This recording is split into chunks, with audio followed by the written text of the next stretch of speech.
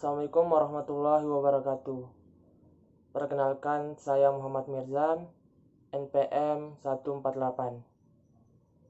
Dalam pembahasan kali ini, kami dari kelompok 4 akan melanjutkan pembahasan dari kelompok 3 yang sebelumnya, yaitu manajemen rantai pasokan. Namun pada kelompok kami akan membahas tentang menganalisis rantai pasokan. Dalam pembahasan kita kali ini, kita akan membahas 3 pokok permasalahan. Yang pertama, memahami manajemen rantai pasokan. Yang kedua, menganalisis performa rantai pasokan. Dan yang ketiga, menganalisis tipe relasi rantai pasokan. Selanjutnya kita akan membahas materinya. Yang pertama, manajemen rantai pasokan atau supply chain management merupakan integrasi aktivitas pengadaan bahan dan pelayanan, pengubahan menjadi barang setengah jadi dan produk akhir, serta pengiriman ke pelanggan. Seluruh aktivitas ini mencakup aktivitas pembelian dan pengalih-dayaan atau outsourcing, ditambah fungsi lain yang penting bagi hubungan antara pemasok dengan distributor. Selanjutnya, ada beberapa pertimbangan memilih rantai pasokan. Yang pertama, keputusan buat atau beli. Pilihan untuk memproduksi barang atau jasa secara internal atau membelinya dari luar. Jadi maksudnya adalah memilih barang dan jasa yang dapat menguntungkan, dapat diperoleh secara eksternal dibandingkan diproduksi secara internal, dikenal dengan keputusan buat atau beli.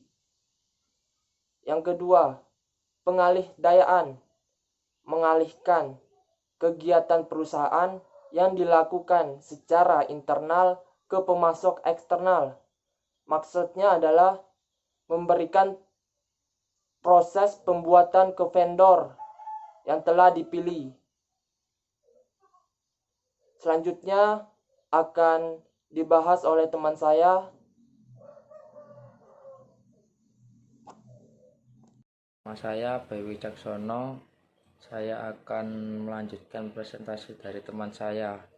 Strategi supply chain management. Perusahaan menjalin hubungan dengan banyak supplier, memilih supplier yang memenuhi spesifikasi permintaan penawaran dengan pesanan yang umumnya akan jatuh ke pihak yang memberikan penawaran rendah. Perusahaan ingin menjalin hubungan dengan pemasok yang menjaga komitmen dalam memberikan produk. Integrasi vertikal mengembangkan kemampuan untuk memproduksi barang atau jasa yang sebelumnya dibeli dari pemasok atau distributor. Manajemen logistik adalah kegiatan pembelian dengan berbagai kegiatan pengiriman, pergudangan, dan persediaan untuk membentuk sistem logistik yang bertujuan memperoleh efisiensi operasi melalui integrasi seluruh kegiatan akuisisi bahan baku, pemindahan, dan penyimpanan. Assalamualaikum warahmatullahi wabarakatuh. Perkenalkan, nama saya Juwaria. Saya akan melanjutkan presentasi dari teman saya, yaitu kriteria manajemen distribusi. Yang pertama, respon cepat, kemudian yang kedua, pilihan produk, kemudian yang terakhir yaitu layanan. Kemudian, manfaat supply chain management. Yang pertama, kepuasan pelanggan.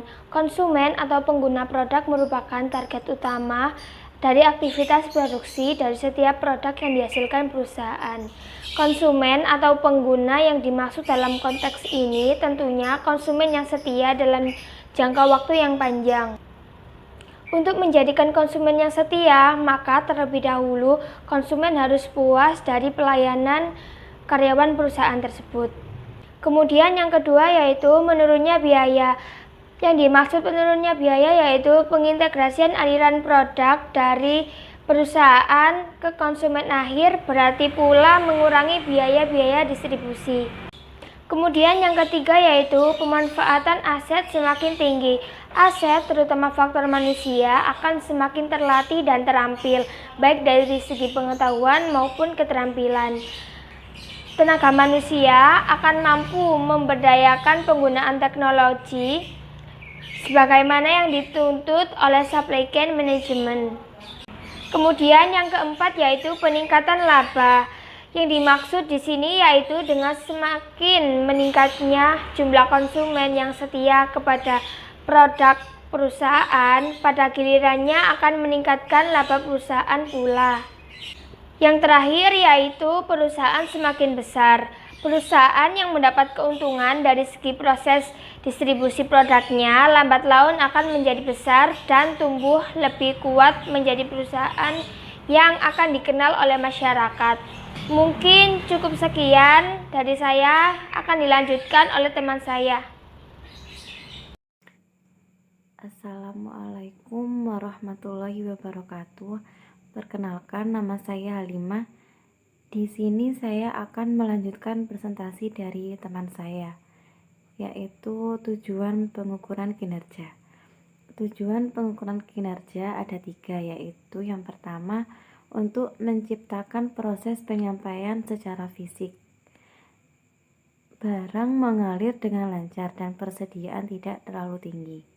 Yang kedua yaitu melakukan streamlining information flow, adanya aliran informasi di antara tiap-tiap channel. Yang ketiga, cash flow yang baik pada setiap channel dalam rantai pasok. Kemudian, masalah terhadap kinerja pemasok. 1. Spesifikasi barang yang dapat dijual tidak sesuai dengan kebutuhan perusahaan atau yang diharapkan perusahaan, sehingga perusahaan sulit mencari toko atau distributor mana yang dapat mensuplai dengan spesifikasi barang yang dibutuhkan. Yang kedua yaitu kualitas barang dan jasa yang ditawarkan terkadang tidak sesuai yang dijanjikan. Yang ketiga yaitu informasi-informasi yang dibutuhkan tidak tepat waktu dan tidak tepat sasaran. Dan yang terakhir yaitu penyediaan fasilitas yang kurang sesuai harapan perusahaan. Mungkin itu tadi presentasi dari kelompok kami, kurang lebihnya kami mohon maaf.